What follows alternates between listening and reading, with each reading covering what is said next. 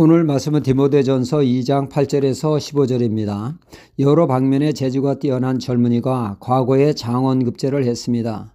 그런데 그의 옷차림이 볼품이 없어 실력을 의심한 임금님은 장원급제한 이 젊은이를 한적한 시골의 원님으로 보내고 옷을 잘 차려입은 차석으로 장원급제한 젊은이에게 나라의 중요 지책을 맡겼습니다. 시골 원님이 된 젊은이는 성실하고도 청명하게 일을 잘 처리했죠. 몇 년이 지난 후 나라의 잔칫날 좋은 옷을 입고 임금님 앞에 섰을 때 임금님은 그를 알아보지 못하고 그의 학식에 탄복하게 되어집니다. 곧 임금님은 그가 장원급제한 젊은이라는 것을 깨닫고 다시 대궐로 그를 불러들여 높은 벼슬을 주었다는 이야기로 이는 옷이 날개라는 말의 유래라고 하죠. 사람은 이렇듯 외적인 것에 많은 영향을 받게 됩니다. 그러니 자연 외적인 모습을 보고 그 사람을 판단하게 되죠. 잘 차려입으면 더 돋보이고 품이 있어 보이기까지 하죠. 후한 점수를 받게 됩니다. 그러나 우리가 지나치게 외적인 것에 몰두할 때 진면목을 보지 못하는 누를 범하게 됩니다. 전에 노예에서 목사님이 단체로 수련회를 가게 되었습니다. 그 일행 중에는 낯선 목사님도 덜어 있었습니다. 낯선 목사님의 얼굴 중에 유독 눈에 띄는 분이 있었죠. 얼굴이 까무잡잡한 모습에 마치 논에서 일하다 방금 튀어나온 농사꾼처럼 보였습니다.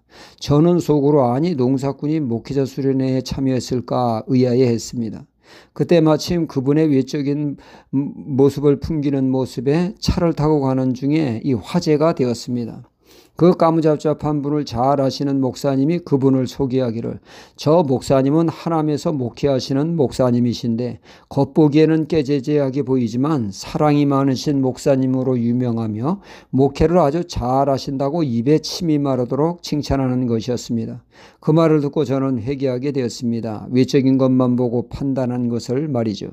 우리는 종종 이런 누를 범하게 되어집니다. 사무엘 선지자도 이새의 아들 중에 왕감이 있다고 하는 말씀을 하나님께 받고 이새의 집을 방문하게 됩니다. 첫째 아들을 보는 순간 그의 풍기는 외모에 압도되어 왕감이다 생각할 때 하나님은 말씀하셨습니다. 사람은 외모를 보고 판단하나 나 여호와는 중심을 보신다고 하셨죠. 오늘 말씀 9절에 또 이와 같이 여자들도 아담한 옷을 입으며 염치와 정절로 자기를 단장하고 따은 머리와 금이나 진주나 값진 옷으로 하지 말라 말씀하고 있습니다. 자신의 외적인 아름다움을 돋보이기 위해서 화려하게 차려 입는 것을 금하라고 하는 말씀이죠. 외적인데 적당히 단정히 하고 그 마음과 삶을 아름답게 가꾸라고 하는 말씀입니다. 겸손과 순수함으로 말이죠. 즉 내적인 아름다움을 추구하라는 말씀입니다. 다윗 왕의 아들 중에 압살롬이 있습니다. 다윗의 6 아들 중에 셋째 아들로 태어난 그는 엄청난 미남이었으며 그의 머리카락 또한 대단해서 그의 큰 자부심이었습니다. 그의 외적인 모습은 탁월했으나 그의 내면은 눈구렁이가 들어있듯 그 누구보다 교활하며 사악했습니다.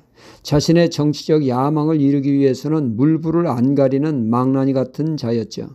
그는 그의 더러운 내면을 꽁꽁 숨긴 채 백성들의 마음을 도둑질했다고 말씀하고 있습니다. 그는 그 누구보다 백성을 위하는 자로 자처를 했죠. 억울한 백성들에게 다가가 그가 진정한 위로자가 되었으며 그런 자를 적극 도와주게 됩니다. 그러나 그것은 진심이 아니었으며 백성들을 속여 자신의 정치적 야망을 충족시키기 위한 철저히 계산된 행동이었습니다. 그러니까 그의 야망을 이루기 위해 백성들의 민심을 사 쿠데타를 일으켜 아버지 다윗왕을 죽이고 왕이 되고자 하는 페르나였던 것입니다.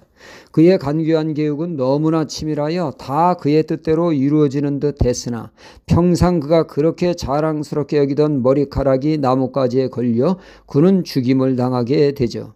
외적으로 화려했지만 내적으로 꿀꿀하기 그지없던 그의 삶은 그렇게 허망하게 끝나고 말았습니다. 물론 외적인 요소 무시할 수 없습니다. 그러나 그 사람의 사람됨은 내적인 데서 풍겨나오는 그 무엇이 사람을 감동케 하고 신선함을 선사하게 되어집니다. 내적인 아름다움이 사람을 감동시키죠.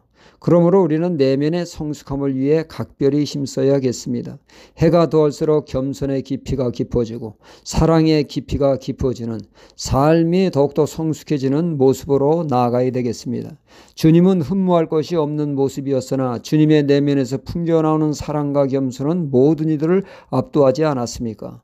사도 바울은 나이가 들어 외적으로는 볼품이 없어 보이나 심령은 날로 새로워진다고 고백을 했습니다. 우리 또한 우리의 내면을 잘 가꾸므로 인해서 날로 새로워지는 모습을 보이는 하나님의 사람이 되어야겠습니다. 할렐루야.